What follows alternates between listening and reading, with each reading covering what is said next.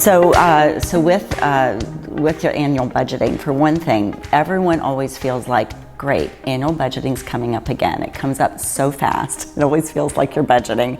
And the budgeting is successful when you get all the right folks involved that have the best information. So I always recommend bottoms up budgeting. I think when you're sitting in a silo in the finance department and you're putting together the budget for the organization, the people that are actually running the programs and doing development and doing operations, they don't own it because they didn't put it together. So it's super important that you start with those managers, but you have to train them. So you start the process by making sure you're delivering a schedule that makes sense. For the about 4 months that you work on budgeting, you deliver the schedule and then you're able to train them. And I even go sit with the budget managers one-on-one and help them understand how to pull together their expenses, because there's knowledge in their brain that we want to get out of their brain and into a financial format, so we have something that's really a clean roadmap and plan for the next fiscal year.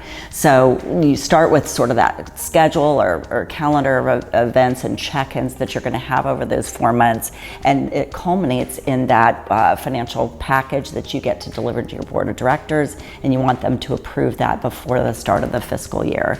So the bottoms-up approach with budgeting is where you're going to get the most accurate information. Again, your plan is only as good as the information that you've put into it.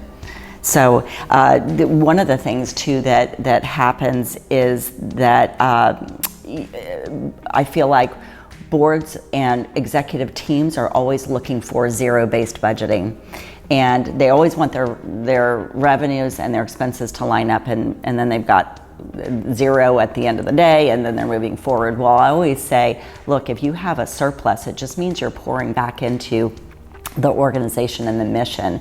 And if you have a deficit, it's possible you might have that in a year because you might have a stronger year previously and have built up reserves that you can leverage, and then you invest in a different period, and so it ends up being a deficit for that period, but you have some reserves you can pull in to cover that. The giving for your organization won't be the same rate every single year, and there are going to be years like the COVID years that we're able to fill those coffers kind of, and then there's a year like we just had where some nonprofits had to run a deficit and pull from some of those COVID reserves. Again, having the reserve balances set and having that runway to make sure you don't go below those levels, it's what's the most important, but not that your budget is exactly at zero every single year, because there are nuances in that.